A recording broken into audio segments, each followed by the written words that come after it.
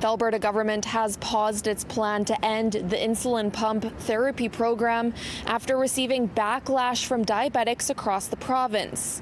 Despite holding off on this decision, it isn't enough for those whose families live with type 1 diabetes. The proposed changes to the insulin pump funding were developed without any consultation with the people that use it and with minimal input from their care teams.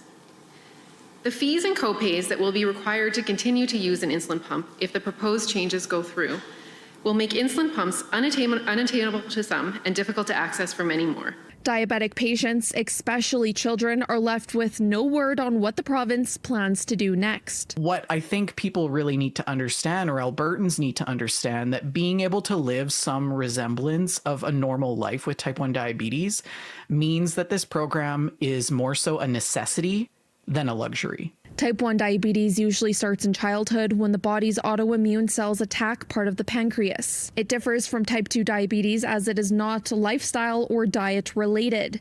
Type 1 diabetes is fatal if left untreated and is a financial burden for those living with the lifelong disease. Managing type 1 diabetes is extremely expensive. This can lead to things that are very unsafe, like reusing some supplies or rationing insulin to try to save money.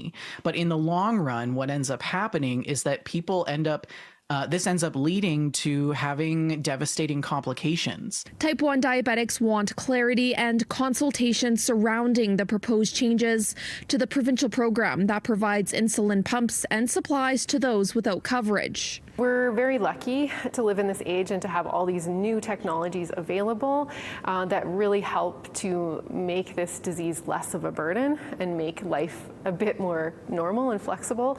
And so my hope is that we continue to have these technologies available. In a statement from the Ministry of Health, they say, quote, Minister Copping has committed to not move forward with any changes to the program until all stakeholders and all those affected have a chance to voice their concerns. In Edmonton, Laura Krause, City News.